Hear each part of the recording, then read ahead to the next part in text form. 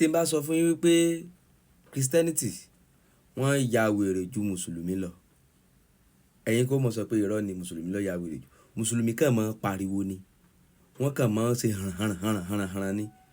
Christianity kì í ṣe bẹ́ẹ̀. Àwọn máa ń wo nǹkan ṣàkún nǹkan tí wọ́n ó fi ba nǹkan jẹ́, tẹ́yìn tí wọ́n sì ń ba tiẹ̀ jẹ́ òun ní mọ̀. Ẹni ń sáwò ẹja kọ́ gbé láti bí ROF. Ta ló dá ROF lẹ̀? Kí ni ìdí tán fi dá ROF lẹ̀? Kí la ROF wà fún? Kí la ROF wà ń ṣe fúnlẹ̀ kóòtù òjire báyìí silently láì pariwo?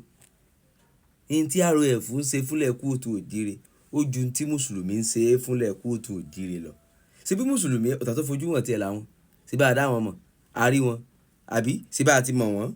Àwọn eléyìí ọ̀tá tí ò fojú hàn ni. Ẹ wá ní sáwò. Ilé fi rí wípé gbogbo àwọn pásítọ̀ ńláńlá yìí kò sí kankan nù wọn tí ò mọ̀. Àwọn òpònú tó wà lọ́la yìí pẹ́ẹ́rẹ́ ọmọ kéékèèké nìkan ni ò mọ̀ nǹkan kan. Wọn ò mọ̀ tí ń jẹ́ ROF torí òpònú ni wọ́n. Wọ́n kan pọ́n lásán làwọn ti wọn. Ẹni sáwò. Kí là ń pè ní ROF? Reformed Ògbóni Fraternity. Reformed Ògbóni Fraternity. Kí náà ń rìfọ́ọ̀mù? Christianity ó ń rìfọ́ọ̀mù nǹkan ṣẹ̀ǹbáyé Yorùbá. Ṣẹ̀ǹbáyé báwọn ẹni tó jẹ́ Kristẹni ó wá dá ẹgbẹ́ kan láti mọ rìfọ́ọ̀mù nǹkan ṣẹ̀ǹbálé ilẹ̀ kóòtù òjire. Ẹ wo ọpọlọ tó sọnù. Ẹ wá mọ̀ wò wípé ẹ̀yin sì bí rìfọ́ọ̀mù ní kí ló wà ń bẹ̀, kò sí nǹkan bẹ́ẹ̀ náà. In tó wà ń bẹ̀ pọ̀. In tó ṣe kí ni? In tó wà ń bẹ̀ pọ̀. Ẹni sáwò. Reverend Ògúnbíyì ń lọ dá rìfọ́ọ̀mù lẹ̀ lẹ́yìn ìgbà tó lọ sínú aborigine láti lọ wò wípé báwo làwọn ṣe lè hàn wọ́n lè mọ̀.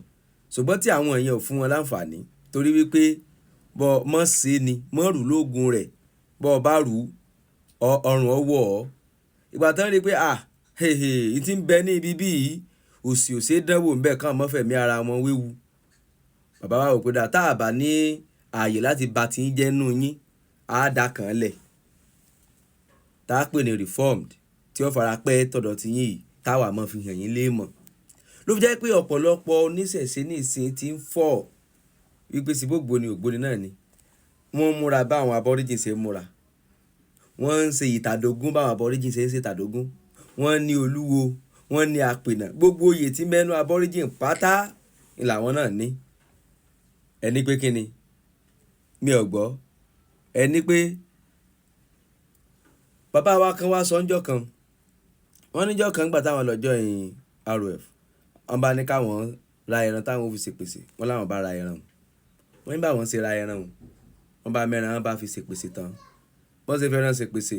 Wọ́n bá ní àwọn ìyá kan bá jókòó báyìí náà bá ṣẹ́ni tébùrù. Fọ́ọ̀kì mẹ́ńbẹ̀ síbí mẹ́ńbẹ̀. Wọ́n ṣe jókòó tí pèsè nu. Wọ́n bá ń wú ìpèsè.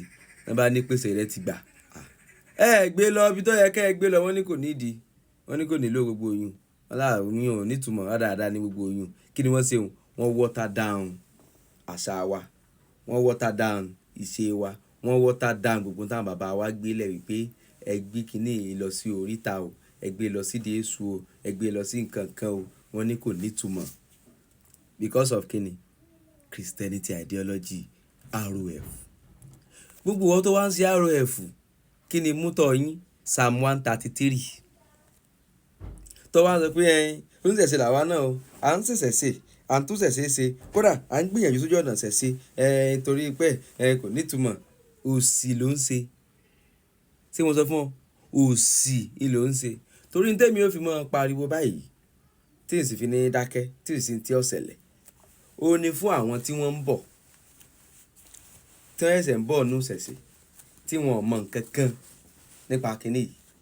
Tó ṣe wípé wọ́n kàn kó ọwọ́ lásán. Tó ṣe wípé kíni? Wọ́n ó kàn kó sí ọwọ́ lásán. Nígbà bá sì kó ọwọ́ tán àti fà wọ́n jáde ó di ṣòro. Àtẹ̀yìn tẹ́ wá ń ṣe connection ló wà fún. Kí náà ń pè ní connection? Ètò tá a máa ń ṣe lórí ètò wa tá a máa ń ṣètò tá a máa ń ṣe joint program connection kan nù. Ẹlòmíì láti bẹ̀ àti mọ oríṣiríṣi èèyàn. Iṣẹ́ báyìí mò ń ṣe o. Nǹkan báyìí mò ń ṣe o. wọ́n á bọ̀ dúnàdúrà lẹ́yìn nǹkan kan sí connection kankan nù òsì lẹ̀ ń dán wò èèbó tí ò nítumọ̀ ti ba ayé yín jẹ́ ẹ̀ ní ọpọlọ kankan lórí ọpọlọ orí yín ó ti lọ́ dànù gbogbo ẹ̀yin tẹ́ ẹ joseph tẹ́ ẹ ń ṣe ROF kẹ́ ẹ pa sán àti tọ́mọ̀ nù yín àti tí ọmọ lónìí bí o ṣe ń sọ̀rọ̀ yìí o ẹ lọ kó sì jáde kúrò nù ẹ̀ àìjẹ́ bẹ́ẹ̀ àìsànjọ bẹ̀rẹ̀ ni ìkòkò ní gbomi kọ́gbẹ̀yìn kó tún pa ṣọṣọ nù ẹ̀ ní kú rè.